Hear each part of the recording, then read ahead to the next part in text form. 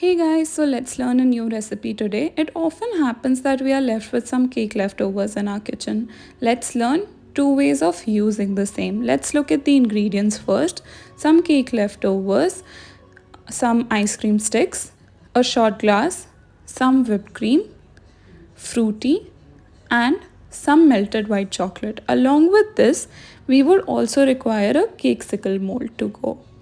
Now let's start. We will first need to crush out our cake to give it an even and smooth texture and add some colorful sprinklers to give a nice effect. Once we are done with that, we will mix the both so that the sprinklers even out in the entire mixture. Once we are done with that, we will begin with our first recipe of cake sickles.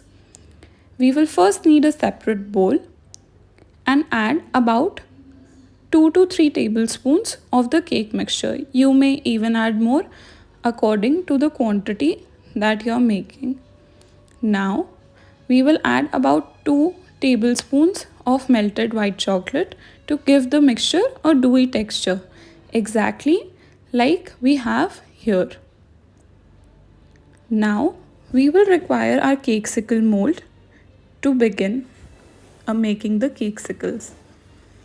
To start with, we will add our melted white chocolate and start evening it out on the cake sickle mold. You can use a spoon to even it out like I am, or if you are comfortable using a brush, you can even it out using a brush as well. Or just add the melted white chocolate and try moving it in a circular manner to even it out. Then we'll keep it in the refrigerator to set. Now we will take the cake mixture that we just prepared and start adding it to the mold. We will need to refrigerate the white chocolate for about 5 to 10 minutes to hold its place. Now that we've added the mixture nicely, our next step would be to even out the mixture and start dabbing it. You need to dab it so that we ensure that our mold is filled with cake entirely, and it helps evening it out the white chocolate as well. Because if we do not even this out, our white chocolate will get mixed with the cake and the cake sickle will not turn out good. Once you are done adding the white chocolate mixture, even it out and keep it in the refrigerator for about 15 to 20 minutes. Now let's begin with the recipe of the pudding. To begin with, we will require a shot glass and then add some of our cake mixture that we prepared in the beginning to it. You can add the cake mixture according to the layering quantity that you like, and once you are done with that, make sure you dab it out in the shot glass. Once you are done with that, we will require the fruity, about 2 to 3 drops. This will help giving it a nice flavor and the pudding a nice texture.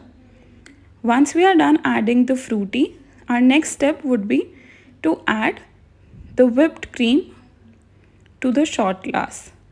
This will be our second layer of the pudding. Make sure that you even out the cream once you've added the same so that you get nice and even layers.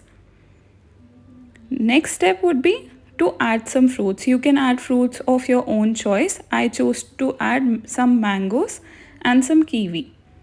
This will be our third layer in the pudding. Trust me, it turns out amazing. Once we are done adding the fruits, our next step would be to repeat our very first step. That was to add the cake mixture back to the shot glass. And once we are done doing that, adding a little bit more of fruity. And lastly, we will move on to our last layer, that is the whipped cream layer. Once we are done with that, we can now see different layers in the pudding, and we can decorate it with some fruits in the end. Thank you.